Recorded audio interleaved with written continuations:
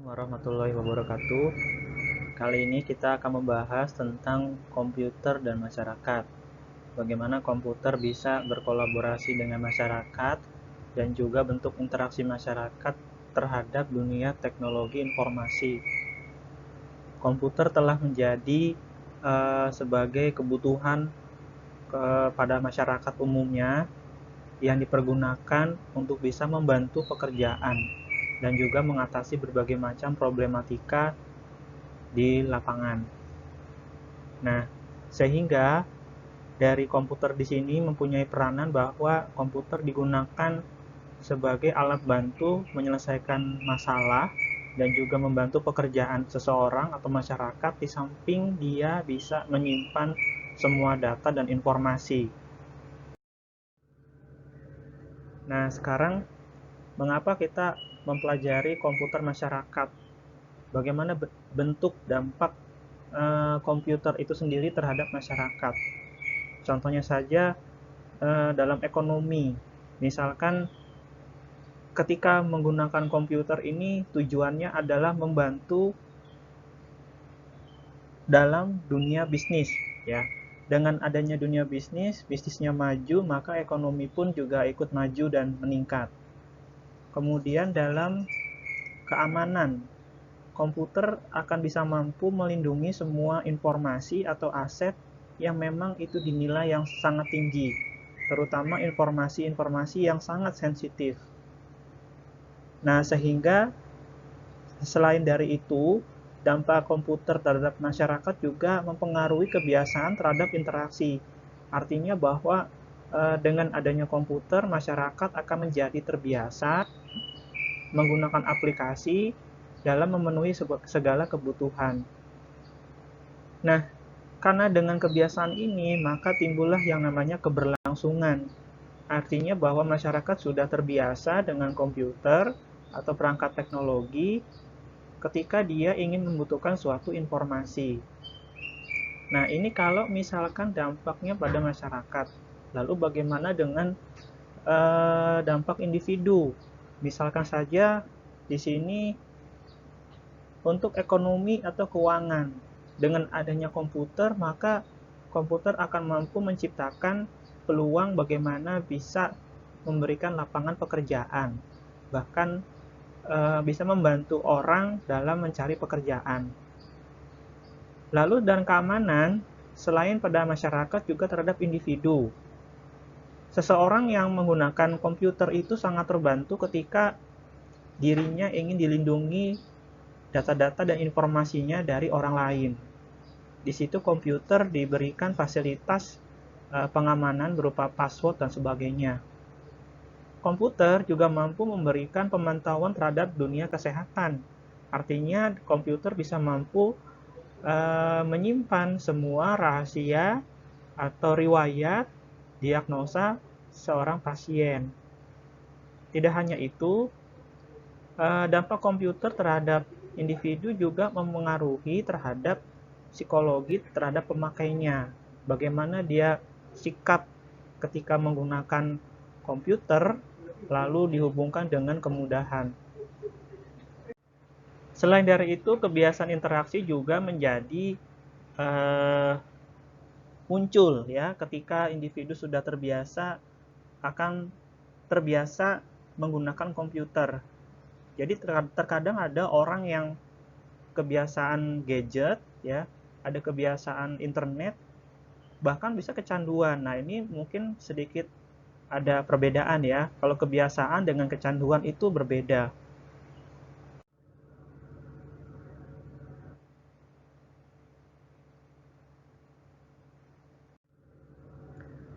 Lalu bagaimana pengaruh komputer dalam berbagai bidang? Misalkan dalam bidang pendidikan. Dalam bidang pendidikan seringkali komputer bisa melibatkan orang tua. Orang tua bisa melakukan monitoring terhadap anaknya di sekolah, perkembangan peserta didiknya. Selain itu juga komputer dalam bidang pendidikan membantu pola interaksi dengan orang tua. Seorang siswa atau siswi bisa berinteraksi dengan orang tua melalui suatu perangkat yang memudahkan dalam komunikasi. Nah, selain itu juga adanya monitoring ruang kelas dan juga pendidikan jarak jauh. Nah, ini sangat cocok ketika ada konsep pendidikan jarak jauh. Misalkan di sini seorang guru atau pengajar tidak terlibat langsung terhadap para peserta didiknya, namun dengan menggunakan teknologi bisa membantu proses pembelajaran, terutama pendidikan jarak jauh. Nah, selanjutnya dalam bidang kesehatan, pengaruh komputer ini juga terhadap alat diagnostik, ya. Kemudian bisa membantu rekam medis yang pada mulanya perekaman medis itu dilakukan secara konvensional, kemudian ditulis pada suatu kertas, tapi dengan komputer semuanya dilakukan secara digital. Dan menampilkan dan menyampaikan informasinya pun juga secara digital. Dengan demikian, maka dengan penggunaan komputer, semua informasi bisa diakses dan bisa dibuka melalui histori pemeriksaan. Baik, masih dalam pengaruh komputer dalam bidang ya. Nah, kemudian dalam militer. Dalam militer itu juga bisa dalam bentuk pelatihan dan juga persenjataan. Artinya komputer ini punya pengaruh bagaimana memberikan simulasi para tentara atau prajurit, simulasi terhadap penyerangan dari musuh ya. Nah, ini bisa dilakukan di dalam dunia militer. Selain itu juga dalam transportasi. Nah, ini sangat penting juga, terutama terhadap kendaraan-kendaraan seperti truk atau mobil, ini dalam mengantarkan suatu barang, mengantarkan penumpang, dan sebagainya. Komputer akan mampu memberikan informasi dan juga jejak dan lokasi yang dialami atau dinaiki pada truk dan mobil tersebut.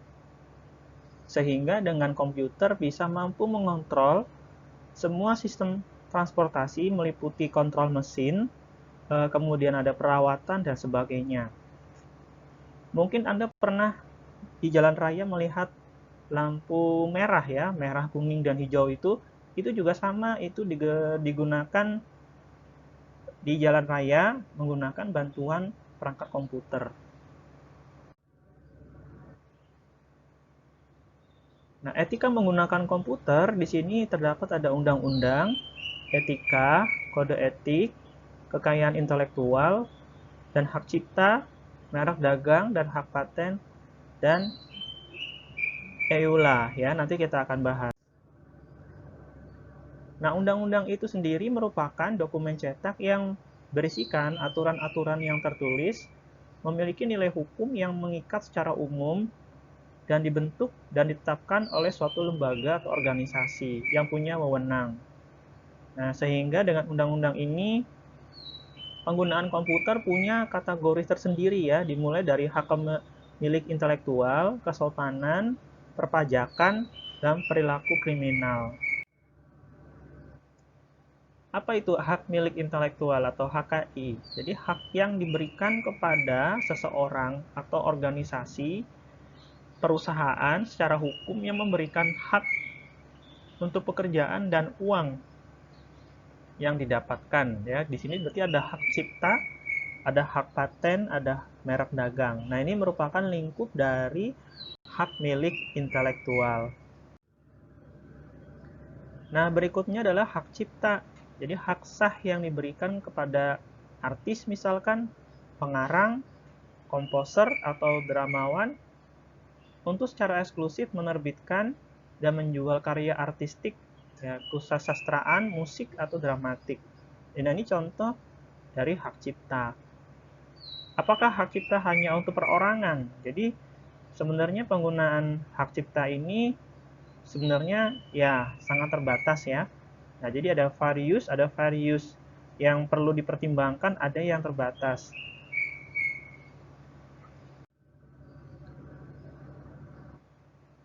Nah, mungkin Anda pernah melihat logo-logo seperti ini, simbol seperti ini merupakan nama atau simbol logo yang digunakan mendefinisikan sebuah produk ya.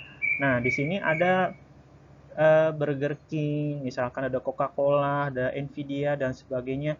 Ini contoh dari merek dagang ya yang digunakan oleh perusahaan untuk menjual produk-produknya.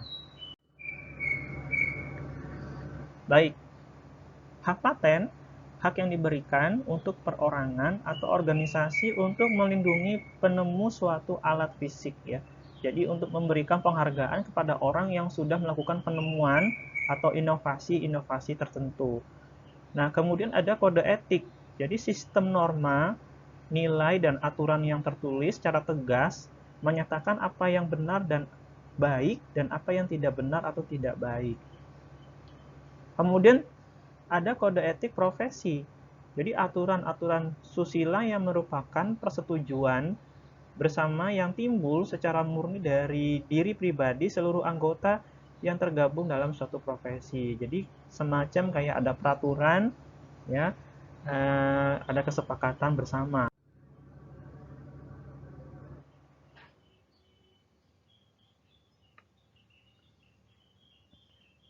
Batasan kode etik dimulai dari organisasi dan juga profesional. Kalau organisasi ini contohnya misalkan perguruan tinggi, ada perusahaan. Kalau profesional ini ada profesional komputer, kemudian sosial media.